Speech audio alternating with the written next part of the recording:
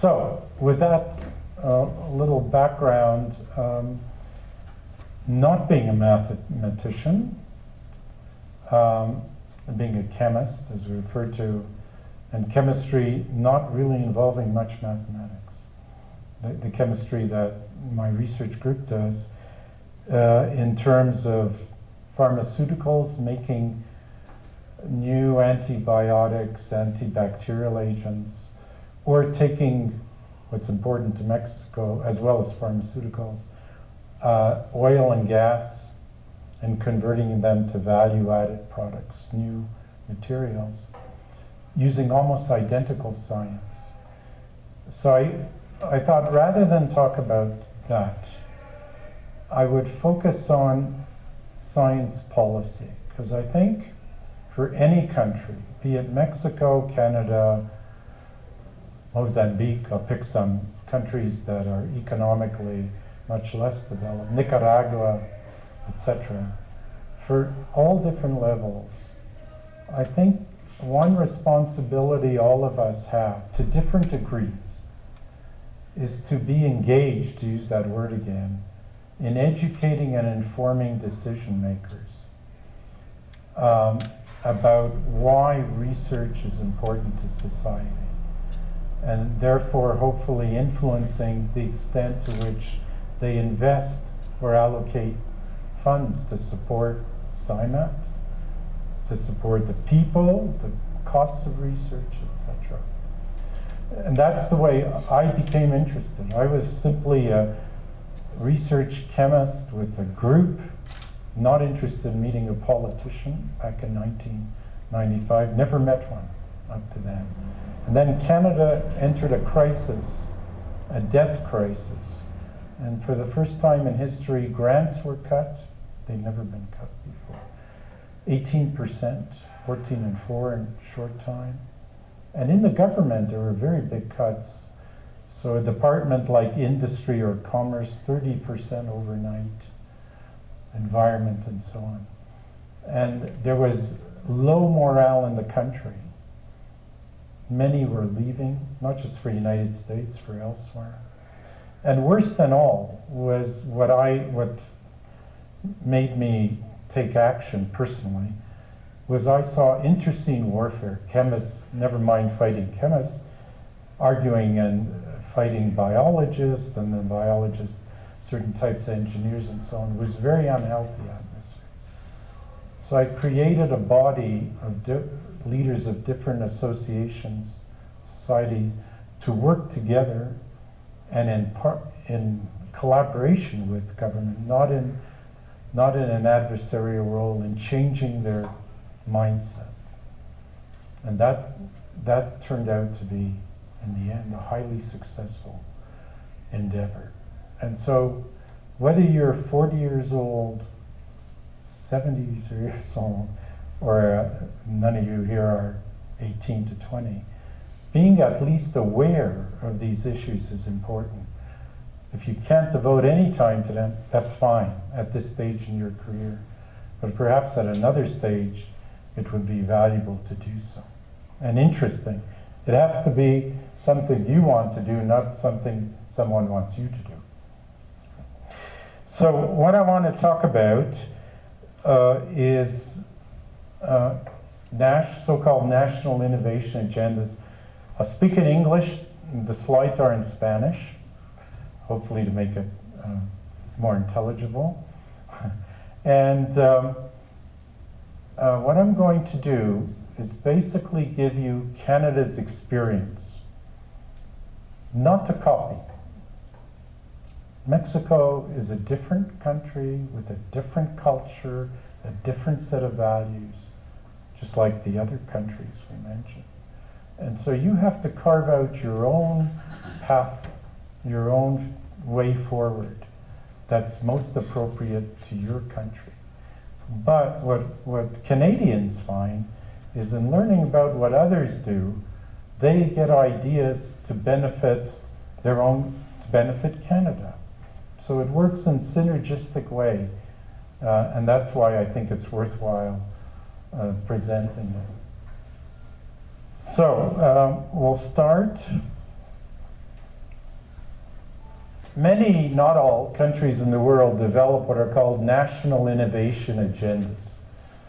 And when I use the word innovation for these purposes, or science, technology, innovation, I mean the full spectrum of very basic research to applied research. It applies to mathematics as it does to sociology or civil engineering, the total spectrum, the ecosystem.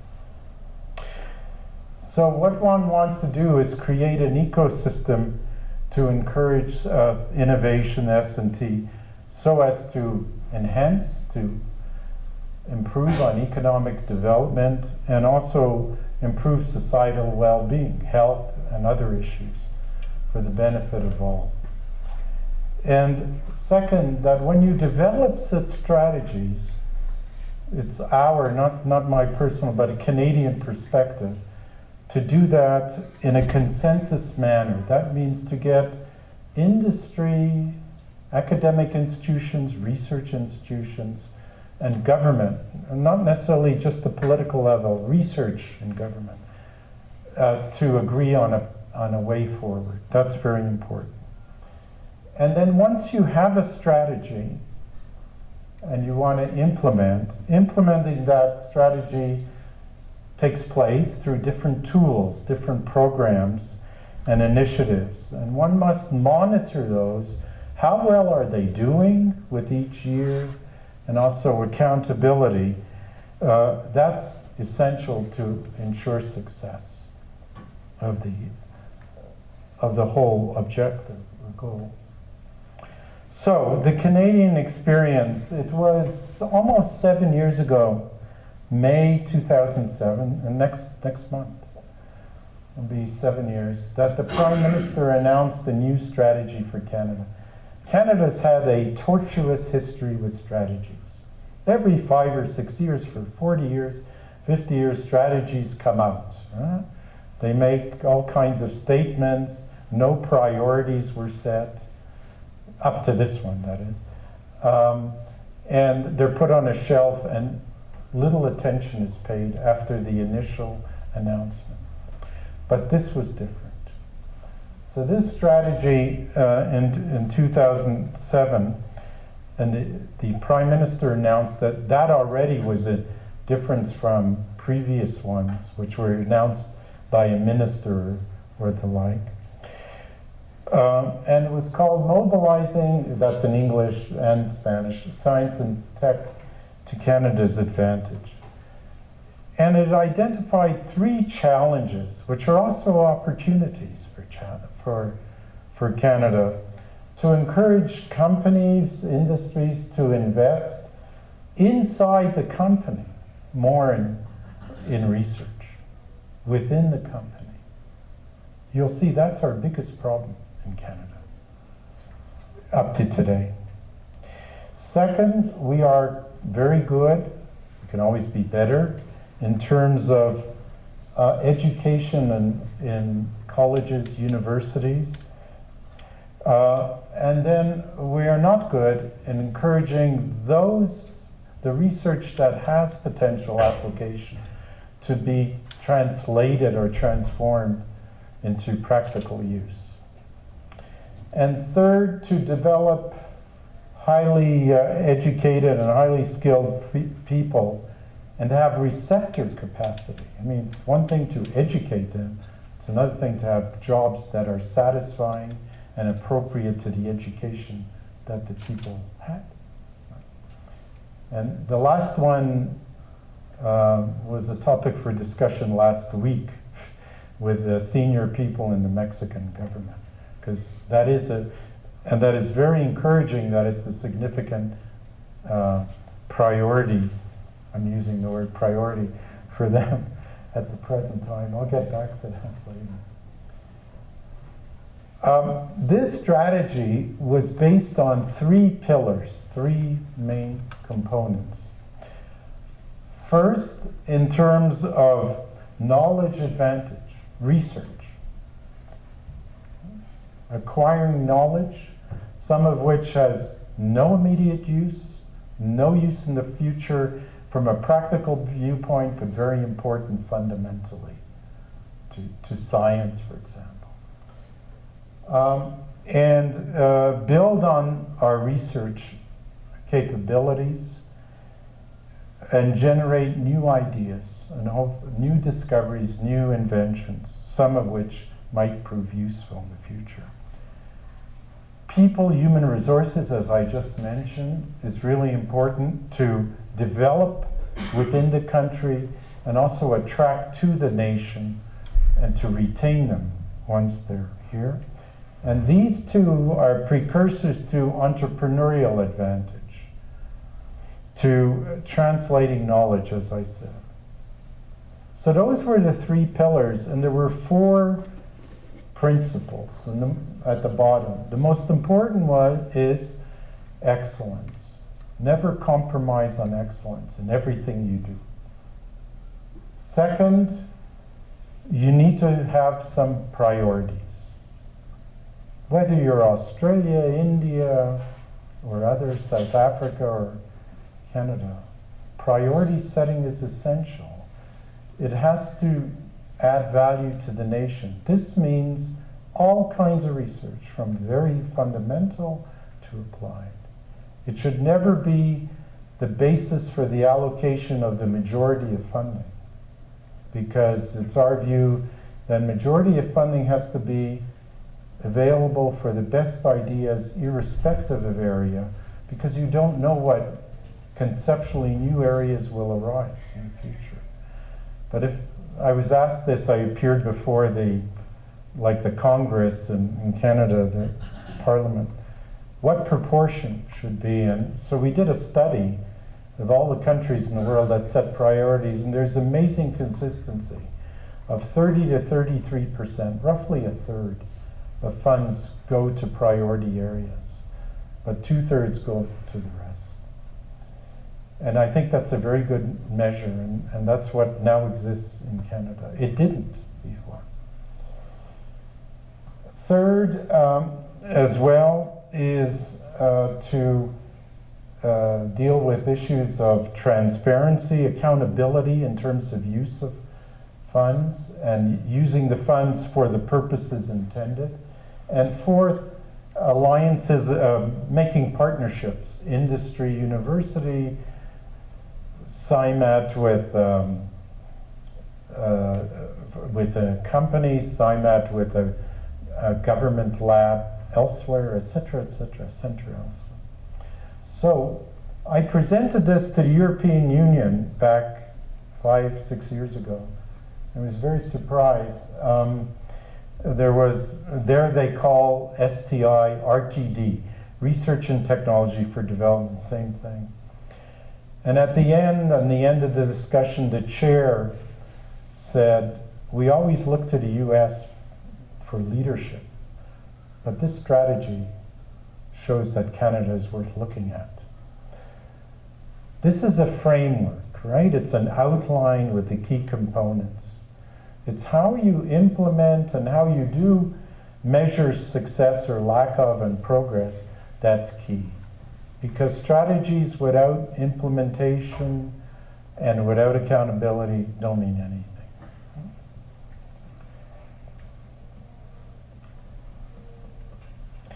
So, the new strategy, by the way, there should be an updated strategy sometime the next 3 to 4 months, very soon.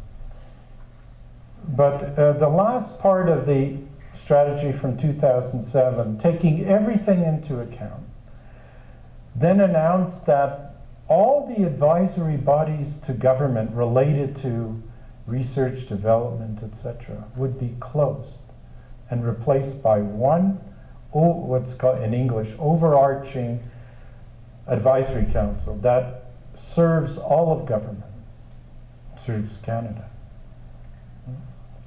And so the Science, Technology and Innovation Council was created. And that way, by having one body, it provides a whole of government advisory perspective, and it's integrated advice. It's not in one discipline or another. So it was established October 2007, 6.5 years ago. And day to day, I've been incredibly lucky. I would say it's been an unbelievable personal journey to serve as chair since the beginning. It's a long time, 6.5 years. Well, 3 years, then 2 years, and 2 years. Because of what I'm going to tell you towards the end of this talk. In setting up this council, the people, I had nothing to do with the strategy, right? I came in after the strategy. The people who put this strategy together, what they did was make two very clever ideas work. One was, day to day I report to the Minister of Industry or Commerce.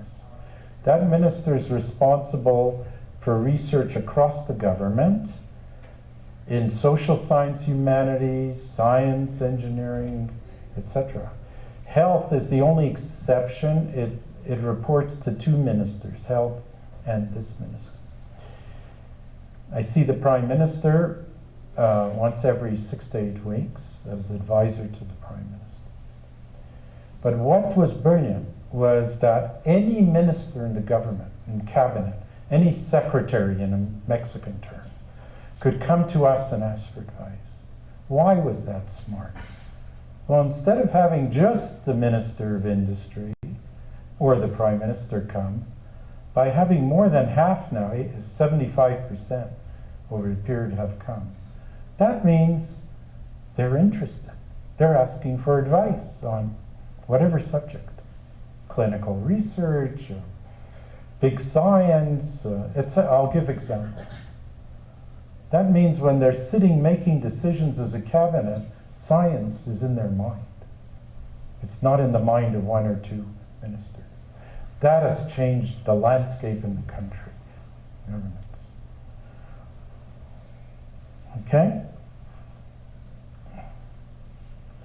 There are 18 people, including myself, 7 from industry, startup companies to very big companies, everything in between, the leaders, 3 university presidents, I have to remember all this, 1 college president, 4 real researchers. I'm a researcher, right? Who are to keep all the others current, up to date in research. Because the others are not experts in research, although they're very broad knowledge. And there are 3 deputy ministers, undersecretaries. They're from within the government, their roles different. So, for example, just last week, one minister came with 2 pieces of advice requests on 2 different subjects. I create a working group, a subcommittee, of 4 to 6 people with a chair, and they do the work, do the research with staff. I assign staff to them. And then it comes to the full council for debate, goes back to the committee for considering revisions and so on. Deputy ministers or undersecretaries are not allowed to serve on that. They do not take part in the advice. What they do, and that was the second very clever move, is by virtue of their so-called internal knowledge of the bureaucracy and the political side, they help, depending on the complexity issue, get advice that is sent to the government in response to their request through legislation or through a department, etc., etc. They facilitate implementation of the advice. And that is why usually in advisory councils like this, including the United States, you're lucky if 20 to 25% of the advice ever gets implemented. Here it's somewhere between 70 and 78%. It's amazing. It's just amazing. So the other points I mentioned, they come from all different sectors. You can, members are appointed for 3 years. They're often appointed, not always, for another 3 years, and that's it, for 6 years. And when I was asked by the Prime Minister to do this, I made sure that I had proper support in terms of research people, policy people, etc. And that has worked extremely well.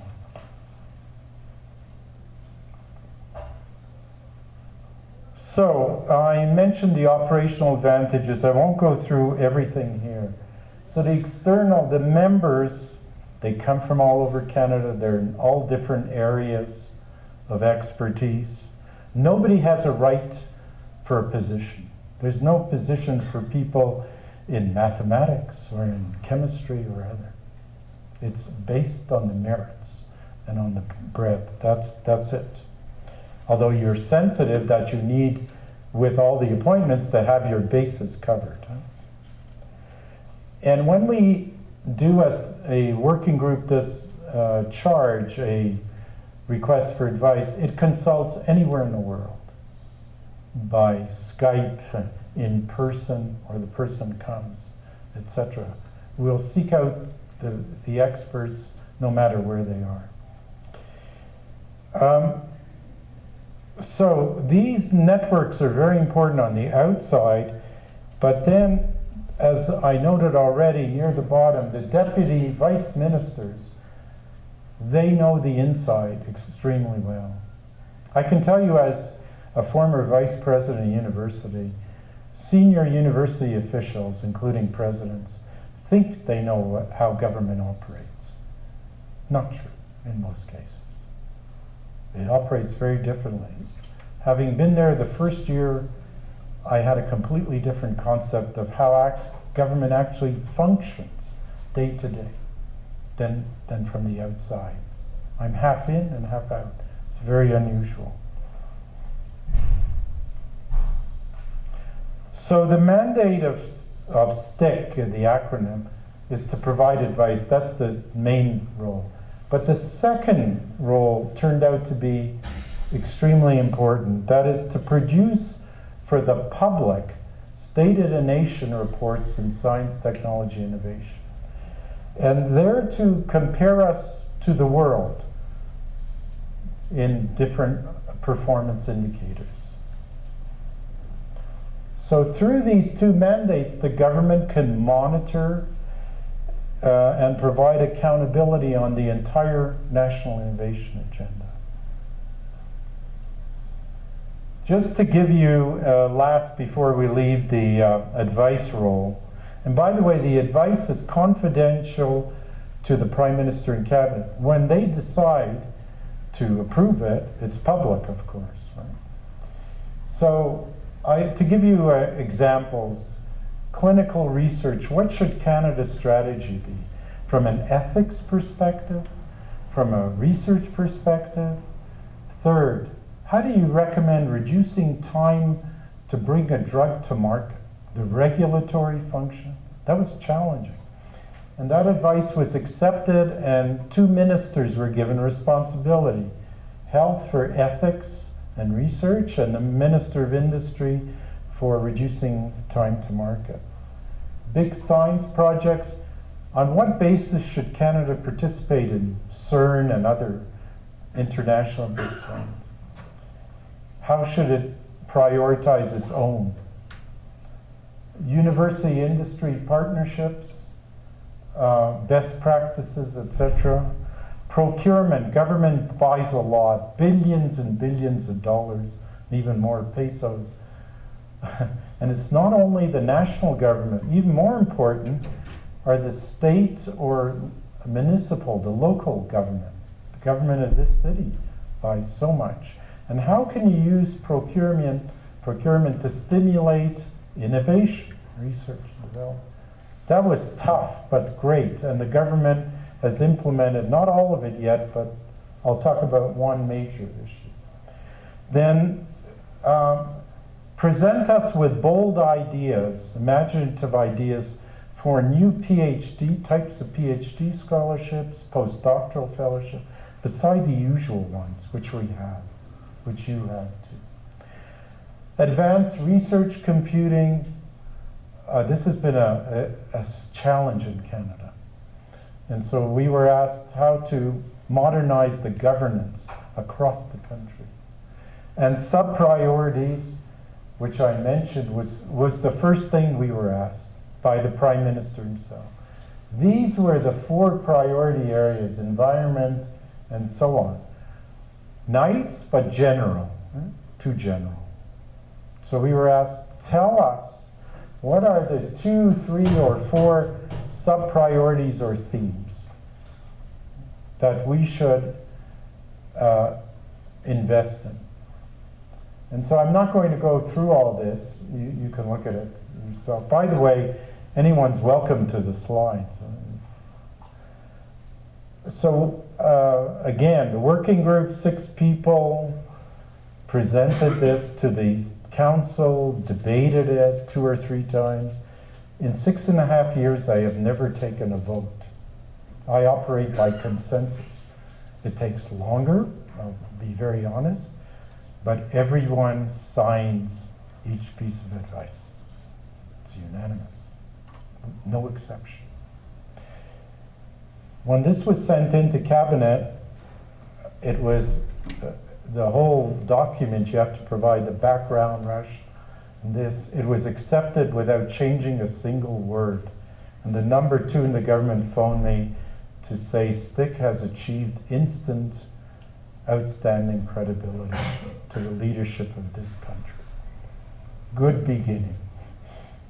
Goodness knows what if we didn't do a good job. And so it has some controversial areas: biofuels for food or fuel, nuclear energy, stem cell research, regenerative medicine. Not a single letter, not a single complaint, nothing. The country knows where it's going. And prior, I was served on Australia's setting national research priorities, 2001 and 2. For their Prime Minister. I was the foreigner, and that was great. I learned how this is done very well. And if you look at Australia and its accomplishments since 2003, they've gone like this. So that's STIC, and now what I want to talk about is the second role, which is the State of the Nation report, because just like countries need innovation agendas to get there, they need to know where they're, as the Prime Minister told me personally after the first report, this report tells us where we're great, where we're okay, where we're bad and should do nothing, and where we're deficient and must take action. That's a perfect summary. What do you mean where you were bad and do nothing? You're not going to try and improve that particular performance indicator, whatever it is in. While in other bad areas, I'll use the same word, we must take action on a high priority basis. In other words, you're making choices not only amongst the good to be greater, but the poor situation. I'm not talking about poverty or money, I'm talking about policy issues. To deal with some on a much more active basis, immediate active basis, and leave others for much later. Yeah. Okay, so the reports are produced every 2 years. They track trends, as I just noted. They identify strengths and vulnerabilities or weaknesses, and they engage everybody, and we'll talk about that. But most important, it provides a common base across all sectors for decision making. This is not just directed at the government of Canada, at industry, at academia, and so on. That's the cover of the one last May 21st, the third report was released. We're working hard on the next report.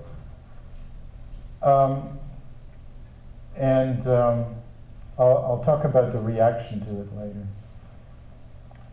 Let me just give you a few highlights of the report. So Canada's story, like many countries, maybe not all, is mixed. As I said, some areas were very good, some areas rather poor. And one that we have much to celebrate is regarding our performance in research and knowledge. And just over a year ago, the head of state of Canada, called the Governor General, David Johnston. It's like countries that have president and prime minister, right? Or Queen of England and prime minister. I was very surprised when the head of state asked me to co-author this with him, because he's royalty and I'm common. And when I complained to him about it, I said, I'm going to get protest. He said, you let me worry about it. You don't think about it. Anyway, so we really did write this together. And one sentence is worth noting, and I'll read it in English. You can read it in Spanish. The emergence of a world-class community of researchers and creative minds in Canada is undoubtedly one of our country's greatest achievements in the past 50 years. True. So that's wonderful. But at the other end, the bottom, where we're not wonderful or anywhere near there, is in knowledge transfer. That means ultimately translating knowledge to become new products, processing, and business innovation, research in companies. We're amongst in the lower group in the world. So, on the positive side, with the knowledge and talent, our view, and I think this is very important that Canadians have agreed to this perspective, talent is the key competitive differentiator in the global knowledge-based economy. Your people come first. And providing a highly educated, well-trained citizenry for different skills, not only in research, and other fields of endeavor, is crucial. In Canada, just over half of Canadians have a university degree or college degree. That's amongst the highest in the world. During 2006 to 10, the number of degrees in science and engineering, science more than engineering, but both went up significantly, as you can see. Those are bachelor's degree. Our issue is with PhDs, and I think it's a big issue in Mexico. If I hear the people I talk with, if I hear them correctly. Why? Because as the first point says, the production of doctoral graduates reflects the potential for leading research, cutting-edge research, and training of new talent. One must have a continuous, strong pool in that regard. In the OECD, Canada ranked 15th, not very good. Not the bottom, but not good. In terms of PhD degrees granted, those are the latest statistics, 2010. And that, you saw on the cover, aspirational goals. This report did something the first two reports didn't. It established 5 things where the objective for the country in the next 5 years is to reach the top 5.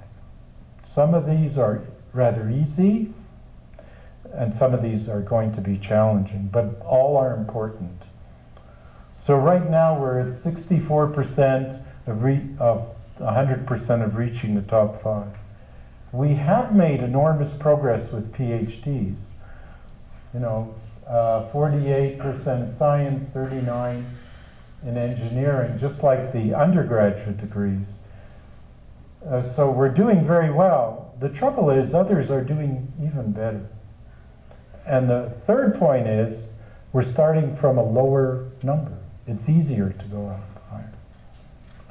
So at the bottom, this is our aspirational goal. We must increase to support creation and application of new knowledge. One area we are, as I said several times, very good in is investing and getting results in research, basic research and other. So, development of new knowledge is essential for the whole ecosystem, so-called ecosystem. And the measure here is, internationally, is what's called higher education expenditures on research and development. In English, HERD is the acronym.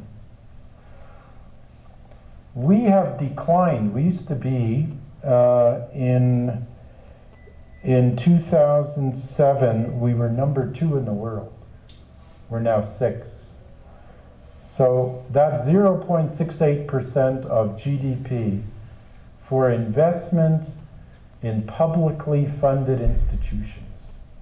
Not the amount of money industry invests in itself. This is government investing publicly funded. We have no private universities in Canada. They're all publicly funded. So I'm talking about all the universities and colleges. So here we've gone down, but we're still close to being in the top 5, right? 6. And it's our view that we must maintain and build on our competitive advantage because this is pivotal, this is essential for our system. That was in May. The budget for Canada for 2014 was announced by the government in February. The finance minister, who just resigned after 9 years or 8 years, who was wonderful, he said, it's time for me to go. It's time for a change. Jim Flaherty said, you know, that part of the State and Nation report made a deep impression on us, that we have to revitalize our investments in people and research. So the budget this year put almost $3 billion new dollars to improving our position in this regard. There's a totally new fund, Canada First Research Excellence Fund, half of the money, basic research going up. And then look at number 4, it's all basic research again. Triumph is a big science lab in basic physics, some mathematics. Institute for Quantum Computing, open data, small money. And then in the automobile industry, which is very strong in Mexico, on the research side, they're putting $500 million, $250 million a year for 2 years. So the announcement in the government caught the research community by surprise.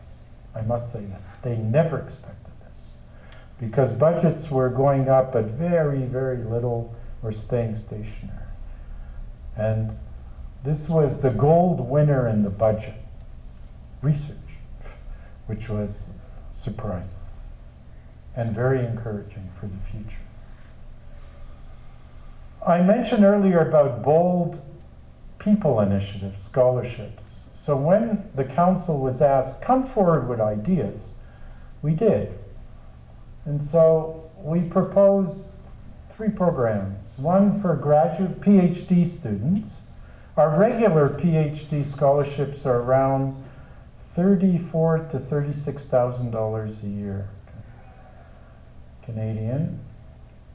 That we would propose 50,000, that there would be 500 of them a year. Tax-free, which is like 72,000, the highest in the world that we're aware of. And then Banting 70,000, and then a new chairs program. There's been a Canada Research Chairs since 2000, big program, 2,000 chairs, 100,000 for a junior chair, so-called, and 200 for a senior. These are very prestigious. There are not many of them. Only 20 in the first round, 10 now, 30. That'll be 100 in all. They're $1.42 million a year for 7 years, and you can renew it for your whole career, assuming you're making good progress. And out of the money, you can pay yourself $250,000 salary, which is high. But the money is not the issue. The watershed The transformative proposal was that foreigners and Canadians compete together for these scholarships, graduate and postdoc.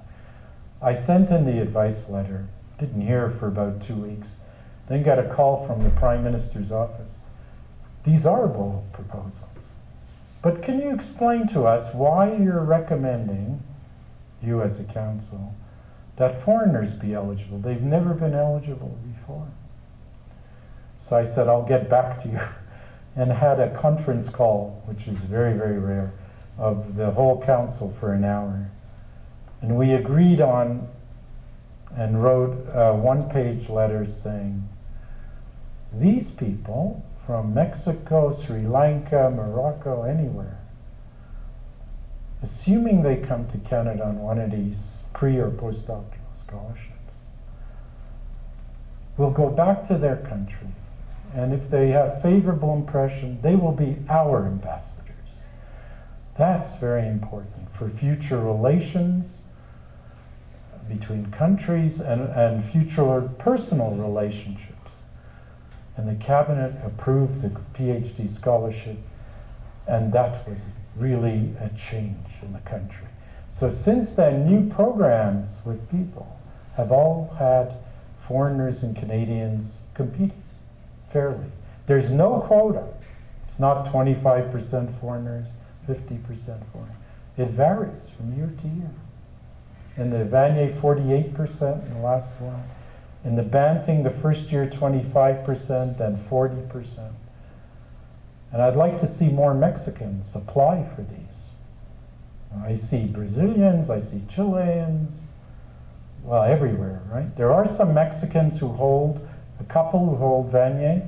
There's no reason why there shouldn't be 5 or 6 times the number, times 2. So just to summarize quickly, because time is getting on, we have 0.5% of the population of the world, 34 million. We're smaller than the state of California. How many? 24 million? 34. 34. 34. But we produce 4.5% of the publications. That doesn't tell you quality. That just tells you volume, numbers. Nevertheless, it's one measure. But what's very impressive, we think as a council, is nearly 50% of the papers published are with foreigners in foreign institutions, not in Canada. I'm not talking about foreigners working in Canada. That's number 1 or 2 in the world. That's amazing. And so this is a country that looks global. Right? We can criticize Canada for other things, but in this sense, it has certainly done that. Our challenges are, as noted a number of times, knowledge transfer. We are much poorer than the United States. As noted, the first check mark in generating and maintaining and in earning income from licenses and startup companies, and the whole knowledge transfer or commercialization process. I'm not going to go through the next couple of slides, which are on intellectual property policies, because I'm going on too long, and I want to cover the last few minutes. But please, if you're interested in that subject, look at this, because what I tried to do was to show our policies, but even more important, to show major new trends in intellectual property globally, not only in Canada, but also Penn State University and so on. And it's important to appreciate these to prepare countries for new policy creation and universities, because I think universities here in Mexico and in many countries, including my own, have to improve in this regard. And the same with technology transfer offices and institutions, etc. So we're improving. I'm talking about Canada, but we still need to improve more. And the other is, that I won't go over in detail, are industry-university partnerships. We have a number of programs in the equivalent of CONICET that are very successful. One is, I'll just mention one, and that is the first one, CRD, Collaborative Research and Development. I have one today, for example. I'll give you my personal example because it's simple to understand. It's a small grant, $50,000 a year from a company for 3 years, and now it's in its second 3 years. So when the company gives $50,000, the granting agency gives $75,000. So the 50 for the company, the $50,000 investment buys $125,000 worth of research per year. And that has changed, or let's say, stimulated a number of companies in Canada who never invested in business university collaboration to do so. And there are other programs, Ideas to Innovation is similar, and so on. And I just say there are also industrial research chairs, supported by industry and by the government together. Where we are, even though we're very bad on research and business, we are, in the third bullet, we are amongst the best, well, number 7 in the world, in terms of how much industry invests in university research. And why? Because of those programs started by the granting agency. In 1982 was the first year I remember I received my first grant. And those of us who received grant were told by many academics, you're prostituting yourself to industry, you're selling yourself, and so on. Nonsense. You're learning a lot about how industry functions. My students learn a lot. The company sends people. So it's extremely valuable. This is just a graph showing how bad we are in research and industry. So we need to improve, and our main problem, finally identified, is there's what's called indirect support to industry and direct support. What indirect support usually means is tax credits to industry for doing research.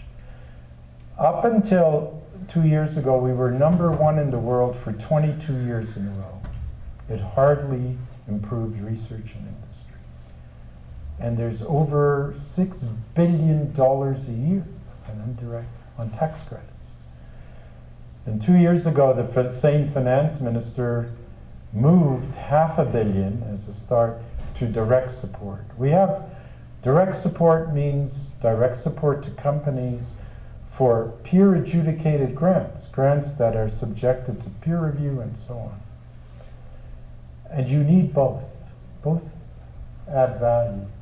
Direct support, the low level, unfortunately we're with Mexico and Poland at the bottom of the world in direct support. France is number 1 in indirect support, Canada's 2. And as said here, the low level of direct support handicaps the competitiveness of Canadian business globally in R&D. So the government has the message and is gradually going to move to more equitable balance. For the world, the average is 2 to 1, 2 direct to 1 indirect. Nordic countries, Sweden, Finland, so on. United States, 4 to 1, direct to indirect. United States gives a lot of money to industry, indirect grants, enormous.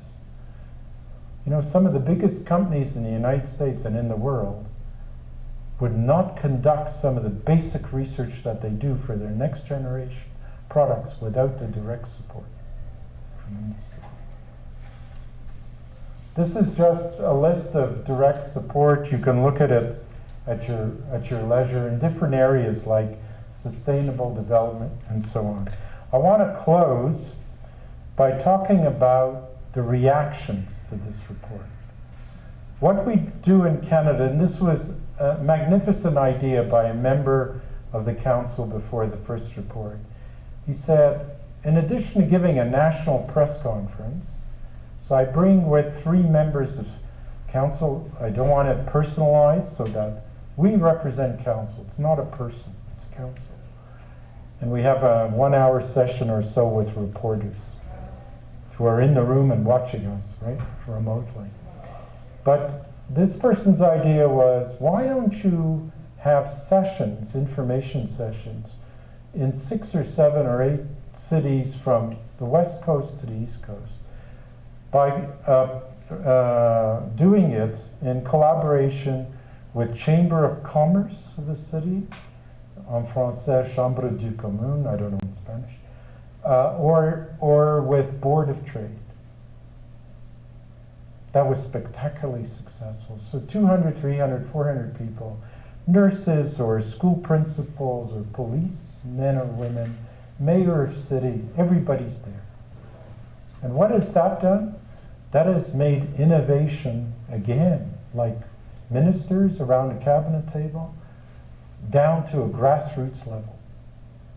And that too has improved the climate for investing in research and innovation. So I'll just give you a few quotes. For example, after the report in 2010, I didn't go back to 28, I had over 1,000 unsolicited testimonials, emails, out of the blue, from different people. And I just picked a few. And these are from Europe, and the last 2 will be from Latin America. Robert Dijkgraaf, who's now the leader of the Institute for Advanced Study in Princeton, was then running the Dutch Council and the Dutch Academy. Congratulations on the really excellent report. I had the opportunity to discuss it with a Canadian ambassador when he invited me for our annual day. And he mentioned very positive reactions in the country, enthusiastic. True, but the important message was the ambassador knew this report existed. As Robert told me a year later, most Dutch ambassadors would never know about science technology reports. I said, neither would Canadians, but it's changed. Second, Peter Droll, the head of innovation for the European Union. Congratulations, etc. This report, your report, is a model of inspiration as we prepared the first report on the State of the Innovation Union for the EU, which has now appeared. George Schut, the junior minister for education and research for Germany, wrote an amazing sentence. In English, this report is the benchmark for measuring the innovation performance of countries in an internationally comparable manner. I sent this to Prime Minister Harper and I said, enjoy. And a note came back, thank you. And after the latest report, Marco Antonio Rao, he's a very nice person, the minister for STI of Brazil, congratulated, etc. Be sure it will be inspiring and helpful in pursuing our own work in this crucial theme. And that's really the point I made at the very beginning. Not to copy, but to inspire. And last, Juan Manuel Santa Cruz, who's the head of innovation for Chile, said, no doubt what you've done is a great experience. So, these are very nice comments. I tell my staff, congratulations, and the council. You're doing a great job. Don't get too comfortable. You must keep building. You must keep doing even better. But these reports have been invaluable in educating Canadians, hopefully some people outside Canada, as well, about how you do these. By the way, we've had people shadow my staff from China, Uruguay, Mozambique, Senegal, very interesting mixture of countries, where they 1, 2, or 3, or in one case 4 people sit with my staff, not the council, the staff, while they're helping to write the State of the Nation report, and the head, the executive director, treats them as her staff. And that's been very interesting. But such reports are absolutely essential. So I gave it to the government of Costa Rica, what was it, 2 years ago? They've now released their own State of the Nation report. A number of other countries are doing it. Because it's essential. You know, especially Mexico, if it's now going to invest much greater extent in innovation as a whole, on what basis is it making the decisions to invest? It needs to know its assets, its deficiencies, and most importantly, then make judgments on where to go in the best interest of country, any country. So, sorry I talked for an hour, and I hope it's been interesting, at least part of it. Thanks a lot.